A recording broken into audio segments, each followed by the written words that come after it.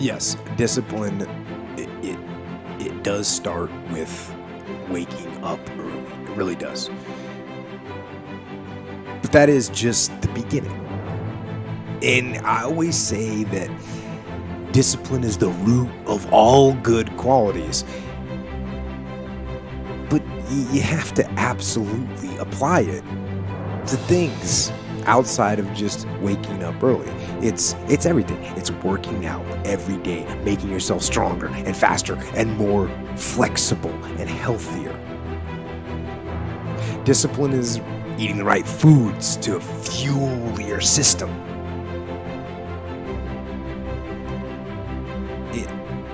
It's about disciplining your emotions so you can make good decisions.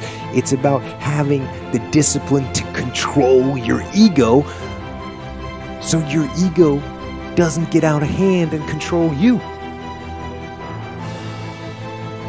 It's about treating people the way you would want to be treated. And doing the tasks that you don't necessarily want to do, but that you know will help you or help your team. It's about facing your fears. It takes discipline to face your fears so you can conquer them. And that's what discipline is. Discipline means taking the hard road, the uphill road, to do what's right for yourself and for other people. It's so often the easy path that calls to us to be weak for that moment, to break down for that moment, to give in to the desire and the short-term gratification. But the discipline will not allow that. The discipline calls for strength and fortitude and will. It won't accept weakness. It won't tolerate another breakdown. The discipline can seem like it's your worst enemy. But the reality is, discipline is your best friend. It will take care of you like nothing else can. And it'll put you on that path. The path to strength and health and intelligence and happiness. And most importantly, it'll put you on that path to freedom. Desire to have discipline. I keep getting asked this type of question: how do I get discipline, or how do I want discipline, or how do I maintain discipline? And the answer, it's a simple answer, but obviously it's not easy. And there's all kinds of little tricks and methods that people talk about, and they have some merit. Maybe they do work, these things, do the little things people say, and wake up early. I say that, and write things down, and take cold showers, and tell everyone what you're going to do. So broadcast it, and make promises, or make bets with your friends of something that you don't want to lose. And those things, those ideas, they're cool. I'm sure they're going to have some impact, and if they work for you, that's awesome. But the fact of the matter is that the reason discipline is hard to maintain is because it is hard to maintain. That's what makes discipline hard. It's hard. And if you hear me claim that discipline is easy for me, then straight up, that's just my ego talking. That's what that is. Because I'm, unfortunately, just as human as everyone else. And it is work to maintain the discipline. That's what it is, work. Holding the line. Maintaining the standard. Giving no slack, none. That's the discipline. That's the discipline, and it is hard. And if there's one thing I would say that does make it easier, it's to envision what it feels like when you're done.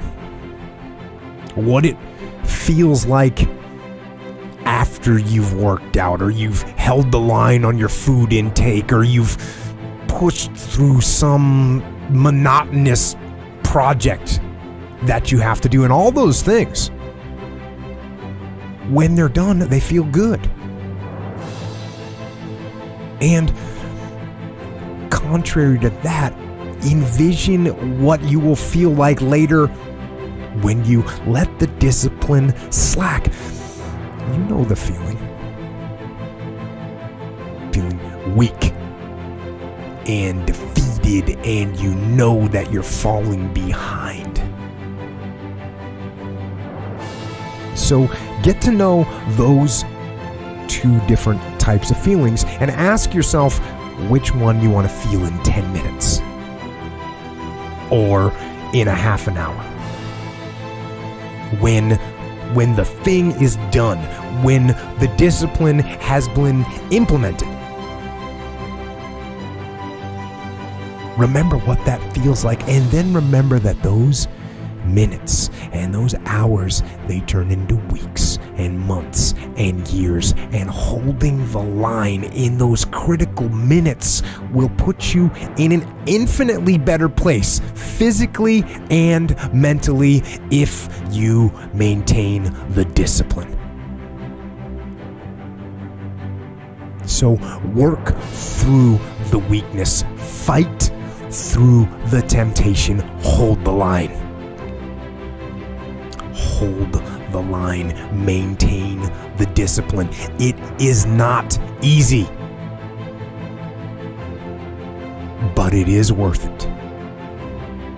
Well, I would expand that to really to everybody. I'm gonna tell you what, I mean, you owe it to yourself, everybody. Right. Whether you've been wounded or not, right, wherever you are in life, because the fact of what you just said, you got to remember this.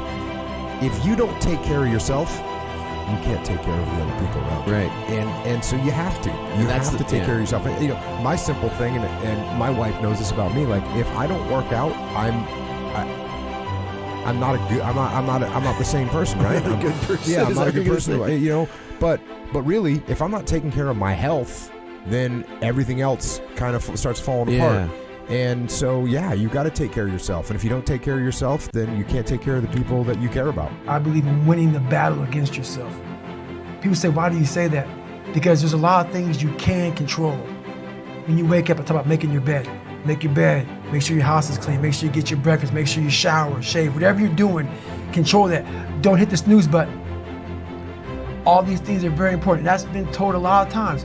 Why don't you hit the snooze button? Because you wake up already failing. You're already behind the power curve. So what happens when you hit the snooze button? You may not make your bed. You may not do your hair the way you want it. You may not pick the right clothes out in the morning time. And I go back to this real quick. Remember how you had a job interview for a job? We've had several of them in our lives. What did you do the night before that job, weeks before the job interview, when you knew you had it? You prepared you had a bowl out for your oatmeal, your cereal, whatever you had in the morning time.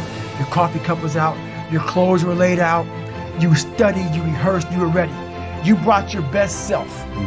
You were going to war with yourself because you wanted that interviewer to see your best self. You won. You got the job. After a few months in that job, you look around, I got the job. Start to back off. The clothes aren't out. You're not ready. You're hitting the snooze button. You don't get up on time anymore. You realize that you can still have this job and not be your best self. The interview you is gone. Your job is gone. You have your job, but the interview you is gone. So winning the battle in the morning time is just that. It's that you wake up in the morning time and you own all this stuff, because once you leave your house, the world then gets at you. And that's why I believe in not getting up in the morning time and checking your phone immediately. Everybody does that. They get up, the first thing they do is grab their phone, look at the phone. Maybe bad news on there. So how's your day start off? I don't go to the gym. I don't make my bed. You're caught up now on that phone. That's how your day starts. You lost control. So once you win that battle in the morning time, then once you go out, now you've won. You go outside your house, you may lose your job, you may have a bad hit, but you won something. So you're going into battle having already won something. Having already won. So then if you hit the snooze button, you go out, you're just defeated already. You're behind the power curve. Now you've won something. You feel better about yourself. So now you're able to take these hits along the way. Yeah. So that's the mindset that I think it's important to bring with you every day you go, everywhere you go in life. Win what you can.